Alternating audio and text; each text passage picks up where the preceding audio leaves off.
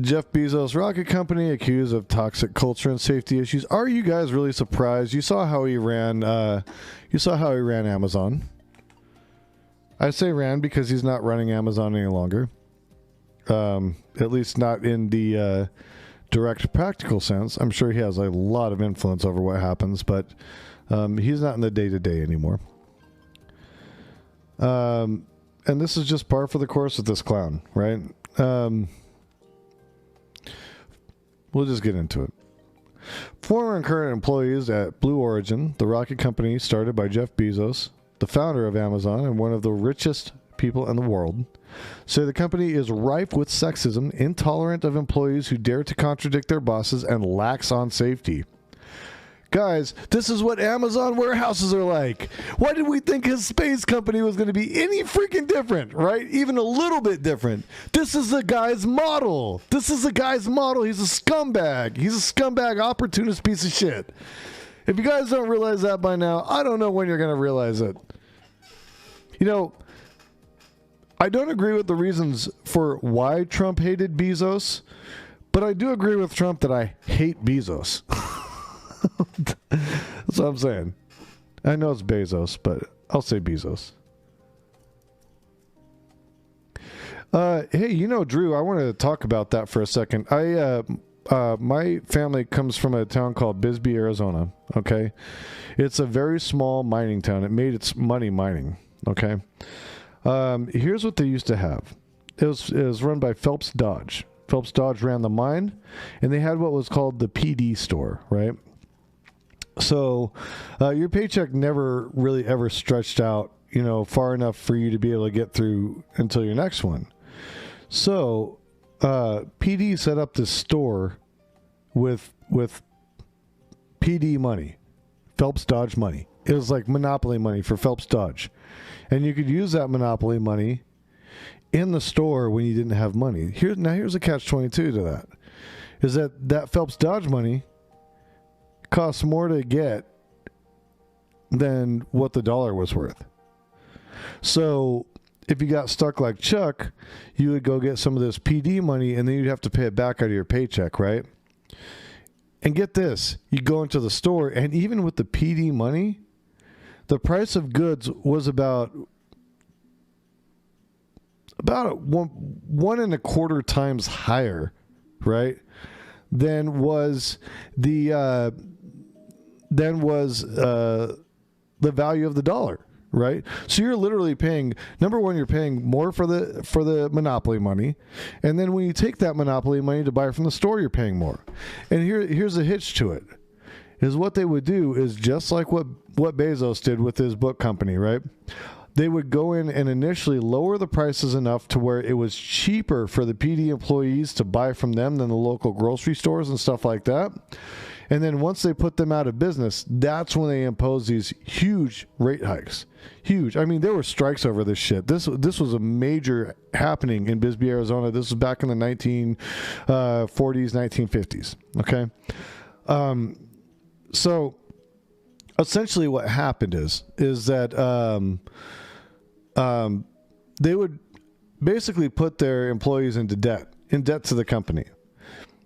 And so when I hear about the corporate towns like you're talking about, Drew, that's exactly what happened. That's already been done, and we've seen the ramifications of that, and I'm praying that people remember Phelps Dodge, because they didn't just do this in Bisbee, Arizona. They did this in New Mexico. They did this in various other states throughout the country.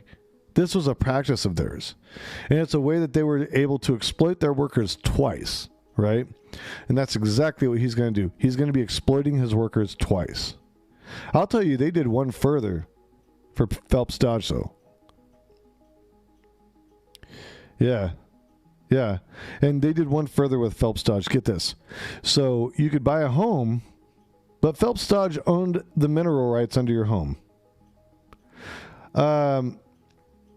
When they realized that they had run out of minerals in the...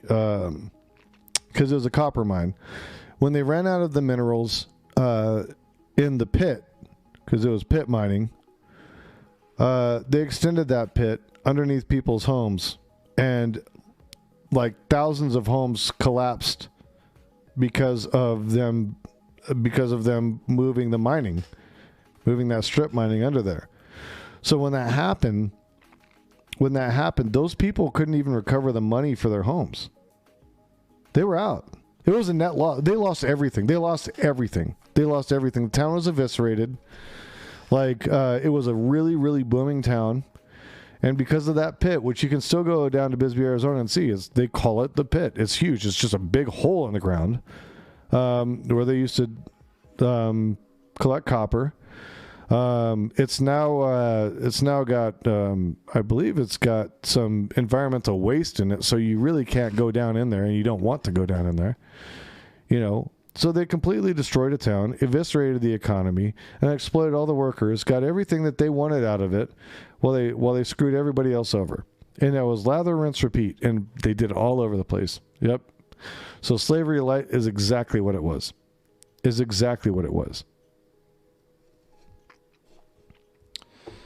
And Bezos wants to do the same. Anyways.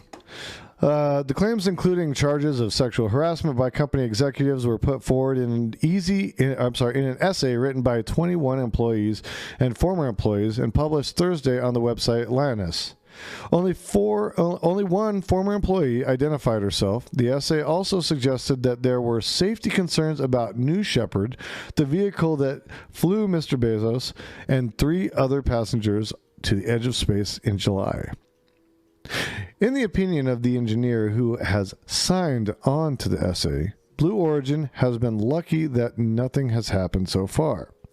The essay writer said many of this essay's authors say they would not fly on a Blue Origin vehicle. I wonder why NASA rejected. I wonder why NASA rejected Blue Origin. That's a whole other thing. There was a story that came out about that today too. The next New Shepard flight is scheduled for October 12th, and one of its 4 paying passengers said his plans had not changed. I'm confident in Blue Origin's safety program, spacecraft, and track record, and certainly wouldn't be flying with them if I wasn't. Glenn DeVries, Vice Chairman of Life Sciences and Healthcare at the French software company Dassault Systems, said in a message via Twitter. I've been to the launch site, met people at every level of the company, and everything I've seen was indicative of a great team and culture. Dude, you are flying into space. You are a fool, man. Like, if you don't know about that shit, you can go shake hands with whoever the hell you want. Like, it doesn't mean a goddamn thing. You're an idiot. You're a goddamn idiot. Like, you're stupid. You don't know enough to know. That's the thing. You're not an astrophysicist. You're not an aeronautical engineer. You're not somebody who understands the science. You're an idiot. And your stupid tweet doesn't mean shit because you're not even in the industry to talk about it. The other announced passenger, Chris Boshuzin, a co-founder of Planet Labs, a satellite operator, did not respond to a request for comment. Alexandra Abrams, the essay writer who spoke publicly, is a former head of employee communications at Blue Origin. She was fired from the company in 2019. She also appeared on CBS Mornings on Thursday. You cannot create a culture of safety and culture of fear at the same time, as Abrams told CBS. They are incompatible. A statement from Blue Origin spokesman said Ms. Abrams had been fired for cause in 2019 after repeated warnings for issues involving federal export control regulations. Ms. Abrams said she had never received any warnings, verbal or written. The company also disputed the culture and safety allegations. Blue Origin has no tolerance for discrimination or harassment of any kind, the spokesman said. We provide numerous avenues for employees, including 24/7 anonymous hotline, and will promptly investigate any new claims of misconduct. We stand by our safety record and believe that New Shepard is the safest space vehicle ever designed or built.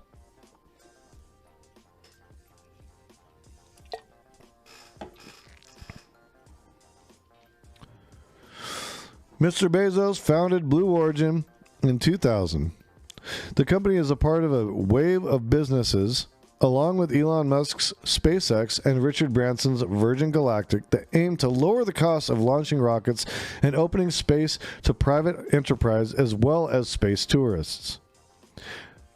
This is a disaster. This is an environmental disaster. We don't need a bunch of private industries sending spaceships up into space. This is not good for our environment. It's not good for space. It's going to create a lot of waste. This is not good for us. It had its greatest achievement to date in July, a successful first flight of the New Shepard vehicle with people aboard. That spacecraft is too small to enter orbit around Earth. Instead, it reaches more than 60 miles off the ground, offering a few minutes of weightlessness, and then falls back to Earth, slowly by parachutes.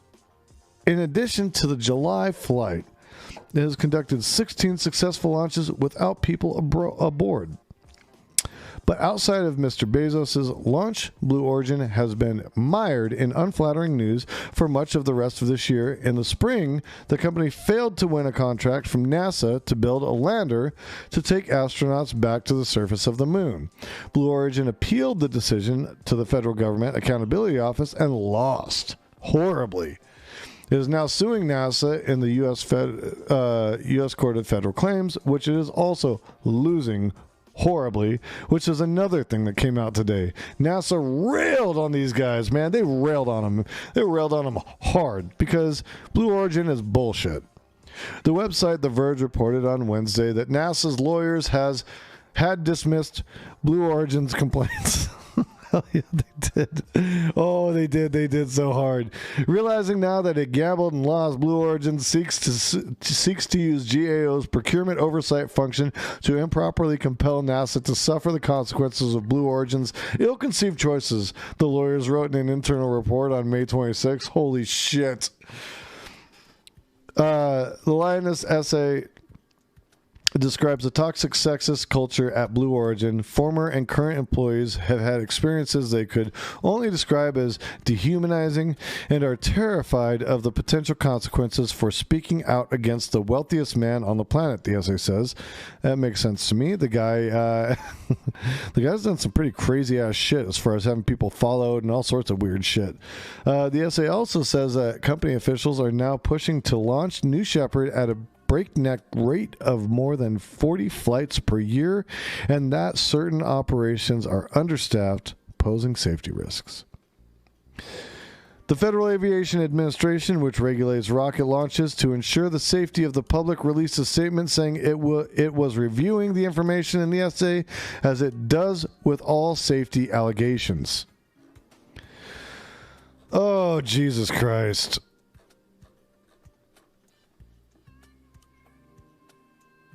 I like taking care of the environment.